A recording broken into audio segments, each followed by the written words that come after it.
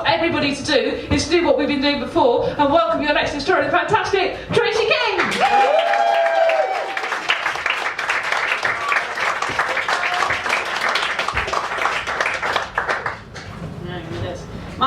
My sister's boss is called Gay Hard Digger.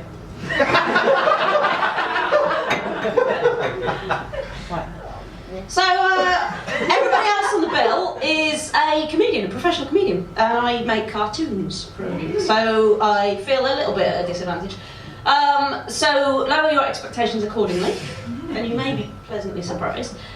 This is my aforementioned Twitter account. I don't really know what the hype is. It's just feminist rants and bad puns, but some people seem to like it. So I've got some notes, which I'm going to refer to occasionally, but not many notes. I'm badly prepared, deliberately, which I shall explain in a bit.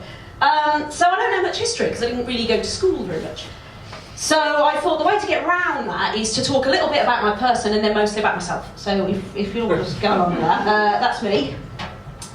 And then the other thing that you need to do, I think, to win is to have a good, memorable person. So I was thinking the fewest syllables possible in this person's name, possibly, you know, somebody with just sort of one name, like Cher, if she was dead. She might be. So I went for Lucius Caecilius Jucundus. It is a hard C in Lucius, because it's from ancient Latin. The other way, the other arrow, just so you know. Oh, I've got it upside down. There you go. I've done this before. There we go. That's it. Now, in my day, in the 80s, we would say he looked like Pom. But kids today would say he looks like Dobby, I feel. But that was him. That's not actually him. That's a statue of him. It's a picture of a statue of him. It's a projection of a picture. He was a banker. Hey, now obviously, see, you know you will, because your sympathies are not with him. Because what I should have done is picked, you know, an incredible suffragette, or maybe an amazing scientist from history, or somebody who's contributed to the betterment of mankind, society, a great artist. But no, I've picked a banker because, like I said, I don't really go to school, and I don't know anybody else. But this guy I know because when I did go to school, we learned about this guy, and he stuck in my head. So I thought I would share him with you. Now, he wasn't the sort of banker that we know today, the Nigel Farage sort of banker. He was, yes, I said banker. He was a sort of benevolent money lender. So if you wanted to buy something from an auction house and you couldn't afford it, he would lend you the money and then charge you a very large amount of interest. And if you didn't pay it back, he would take your slaves or your stuff.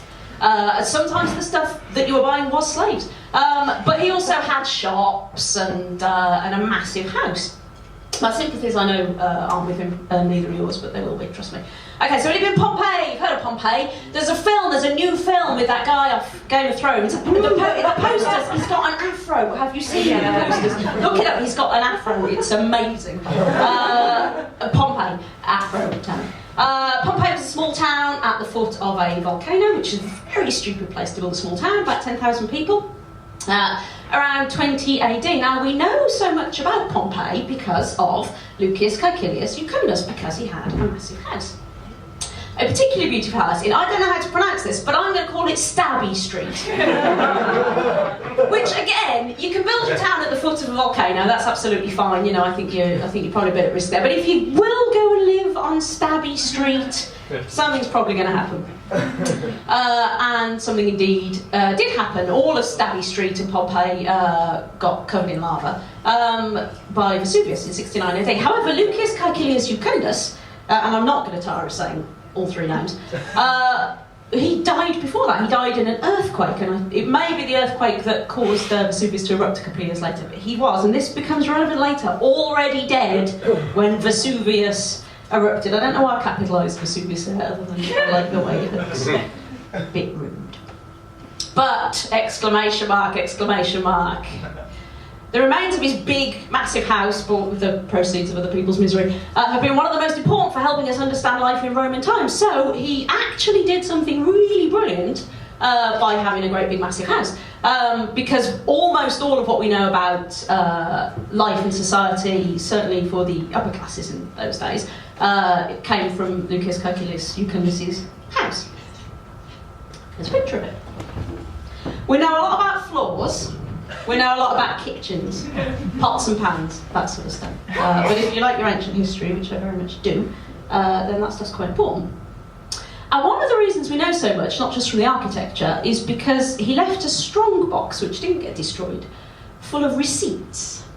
And it was the receipts of all his transactions. Now, I took a picture of my receipts bike. This is my receipts bike off my actual desk. Now, imagine, in 2,000 years' time, archaeologists, this is in Woolwich, so archaeologists dig up Woolwich, they find this receipts bike with a blob of blue tack on the top to stop the kitten impaling herself on it. And they managed somehow to figure out what life was like in 2014 in Woolwich, just from my receipts bike, which, as you can see, is just shit from Computer Exchange and Amazon, which I'm trying to get away with claiming is tax deductible. So yeah, so let's hope that I'm not the sole surviving sort of receipt owner. Okay. So where do I come in? The Cambridge Latin course.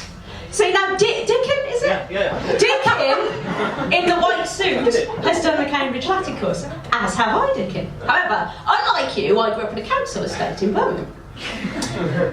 And for various complicated reasons, I didn't go to school much, but when I did go, when I was 13, I went to a high school, which is like the weird school system that we have there. You change schools at 13. And they put us in, they made us do exams. To analyse our aptitude, and then they put us in one of 11 groups, and rather than say, you know, A, B, C, D, F, G, or 1 to 11, because they didn't want to stigmatise anybody who was in the 11 group, or give airs to anybody in the 1 group, the groups spell out my education.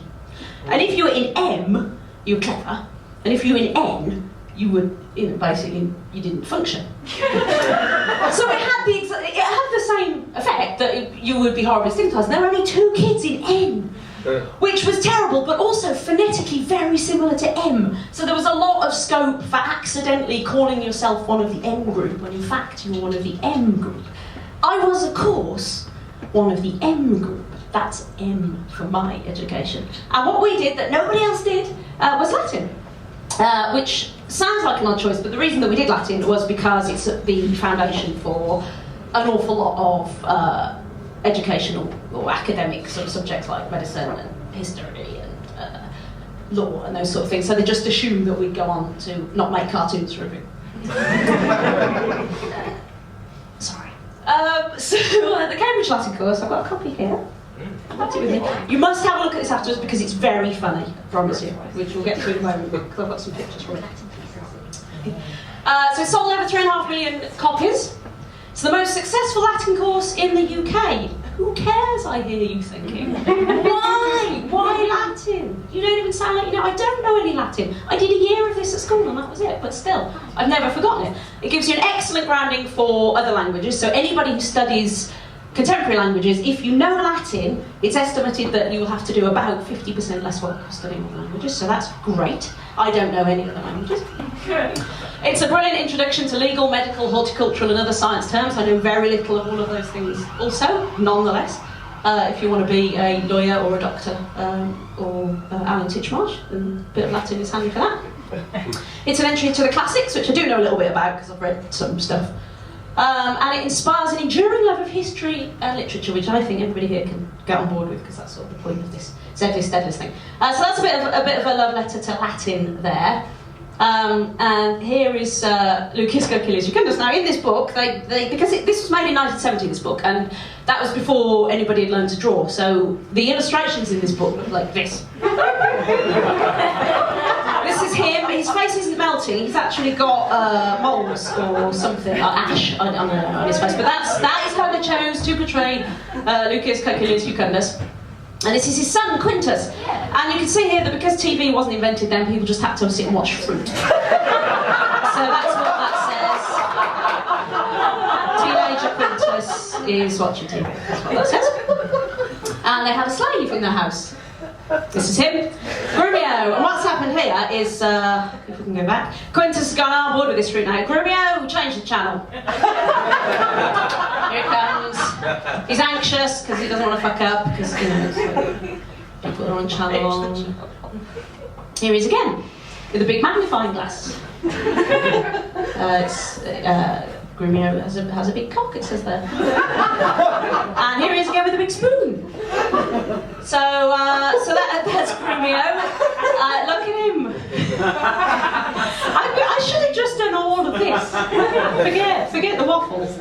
And then there's a lot of this. Now there's a double-page spread. I promise you, have a look at this. There's a double-page spread of this dog going mental in the street. Right? And I've just selected just a handful of them. Here's the dog going mental. Here he is. Now bear in mind, we're 13 years old. Here's this dog attacking Grumio.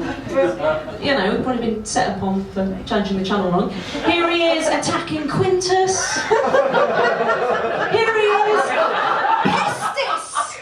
Pestis, says the man as the dog savagely ravages his arm. Oh, his sandals. And then Clemens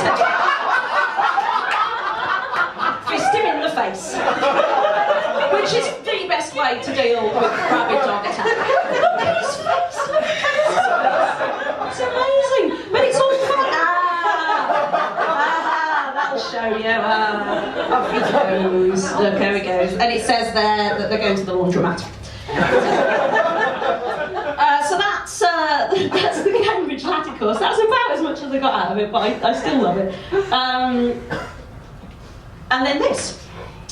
Now I am a maker of animations. We have our first graphic novel coming out soon. I can't tell you anything else about it because it's top secret. But if you look at my Twitter account, I've turned this into a plug. If you look at my Twitter account, there'll be an announcement on the 18th. But when I was 13 years old, I went into W.H. Smith's and I saw this book and I remembered my Lucas Caecilius Jucundus and how much I loved it. And I thought, this book has got Latin puns in it, so I'm going to buy it. And from here to X-Men, from X-Men to Watchmen, and thus began a lifelong passion for comic books. And now I do it for a living, so fuck you. That was my personal plea, because I want to win this thing. So Asterix, but also that in Asterix Learn Latin, so you don't even need to bother with Lucas Caecilius Jucundus anymore. If you like Latin, if you've got kids, do it by Asterix. I think that's brilliant. I might get that myself, so I can at last understand all the Latin puns. And then one final, rabbit in my hat, trick up my sleeve, if you aren't convinced why Lucas Caecilius Jucundus should win this thing. In 2008, an episode was made of Doctor Who, which was called The Fires of Pompeii, and who did they cast as Lucas Caecilius Jucundus? The Doctor